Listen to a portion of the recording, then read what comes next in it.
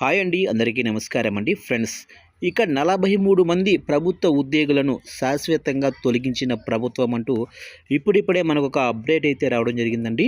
అయితే ఇందుకు సంబంధించిన పూర్తి వివరాలైతే మన వీడియోలో తెలుసుకుందామండి.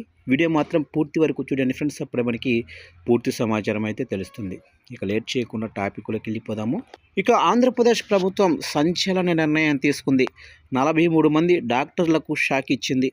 ప్రభుత్వ వైద్య సేవలకు అనధికారికంగా దూరంగా ఉన్నవారిని ఉద్యోగాల నుంచి తొలగించాలని నిర్ణయించింది.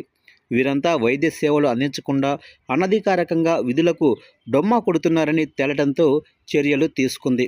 ఈ డాక్టర్లు దాదాపు 4 ఏళ్లుగా విధులకు హాజరు కాకపోవడంతో సంజాయిషి కోరుతూ నోటీసులు జారీ చేశారు.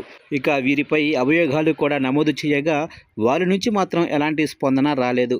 ఈ క్రమంలో ఈ 43 మందిని విధుల నుంచి శాశ్వతంగా తొలగించాలని నిర్ణయించినట్లు రాష్ట్ర వైద్య ఆరోగ్య శాఖ మంత్రి సతీకుమార్ యాదవ్ తెలిపారు. ఇక ఈ 43 మంది డాక్టర్లపై ప్రభుత్వ నిబంధనలు అనుసరించి చర్యలు తీసుకొని ఏపీ సివిల్ సర్వీసెస్ రూల్స్ 1964 ప్రకారం ఏడాదికి పైగా అనధికారికంగా విధులకు దూరంగా ఉంటే వారిని విధుల నుంచి తప్పించవచ్చని నిబంధనల్లో ఉంది.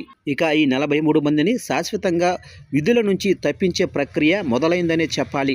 ఈ 43 మందితో పాటుగా మరో 34 మంది డాక్టర్లపై అభియోగాలు నమోదు చేసి సంజాయిషి నోటీసులు జారీ చేశారు. దీంతో వీరంతా రాజీనామా చేయగా వీరిలో 15 మంది రాజీనామాలకు ప్రభుత్వం ఆమోదం తెలిపింది. ప్రభుత్వ ఆసుపత్రుల్లో డాక్టర్లు మెరుగైన సేవలు అందించాల్సిందేనని, అధికారికంగా విధులకు గైర్హాజరవుతున్న వారి బాధ్యతారహితాన్ని ఏమాత్రము సహించబోవని వైద్య ఆరోగ్య శాఖ మంత్రి సతీకుమార్ యాదవ్ అన్నారు. గత నెలలో కూడా 51 మంది డాక్టర్లను ఇలాగే శాశ్వతంగా తొలగించారు. వీరంతా డైరెక్టర్ ఆఫ్ మెడికల్ ఎడ్యుకేషన్ పరిధిలోనే ప్రభుత్వ బోధనాసుపత్రుల్లో పనిచేసేవారు. వీరిలో అసోసియేట్ ప్రొఫెసర్లు, అలాగనే అసిస్టెంట్ ప్రొఫెసర్లు, ఇక ట్యూటర్లు ఉన్నారు. ఏపీ ప్రభుత్వం మరో 3 ప్రొఫెసర్లపై త్వరలోనే కఠిన చర్యలు తీసుకునే అవకాశం అయితే ఉందంటున్నారు.